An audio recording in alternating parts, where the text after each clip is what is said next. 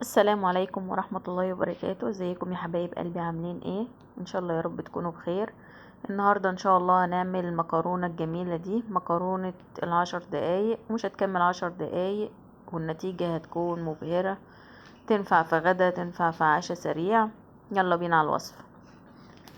عندي هنا شوية خضار، عندي بصلاية كبيرة متقطعة، وعندي طماطماية متقطعة، 4 طماطميات كده متقطعين مكعبات عادي، وعندي فلفل اخضر وفلفل الوان وفصين توم ومكعبين مرقة، واي نوع مكرونة انت عايزاه. عايزة مكرونة شرايط ماشي، عايزة مكرونة من اللي هي الصغيرة ماشي، اي مكرونة عندك متوفرة ممكن تعملي بيها عادي. وجبة سهلة وبسيطة ومفيش منها اي مشكلة.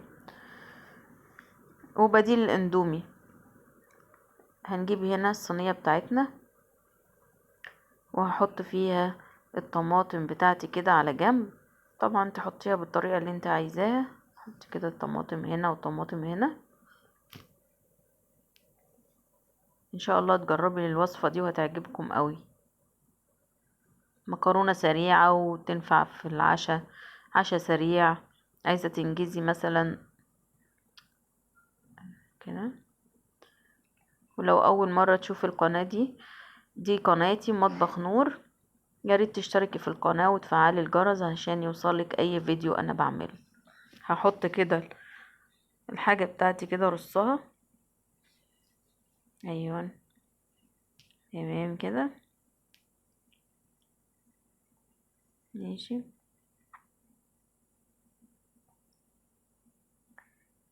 حط لايك بقى وانت بتتفرجي على الحاجات الجميلة دي. وكمية خضار هتكون مفيدة ليكي ولولادك. فرصة ان انت تدخلي الخضار لولادك في اي حاجة.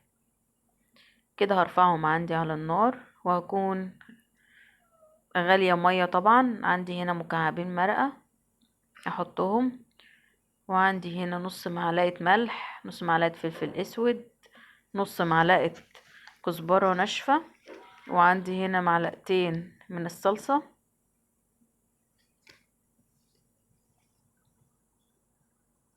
ما تكتريش ملح علشان مرقة الدجاج اللي احنا حاطينها. وعندي هنا فصين توم هفرمهم. تمام كده. وهحط كمان شوية زيت عشان المكرونة ما تلزقش مننا. حط شوية زيت كده، معلقتين 3 زيت.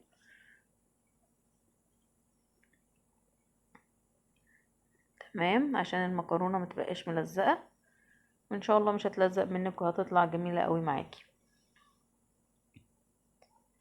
تمام كده. هزود المية اللي بتغلي، يا دوبك المية تغطي المكونات بتاعتي دي بس. ونلاحظ ان الخضار بتاعتي طبعا هينزل مية، فما تزوديش المية. كده غطيت عليها، وبعد شوية لقيتها بتغلي اهي. لسه هغطي عليها واسيبها. كل شوية هفتح عليها واشوفها من وقت للتاني، واقلبها كويس عشان ما تلزقش منك.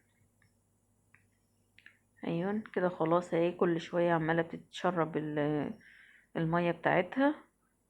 تبقى تمام. تمام كده.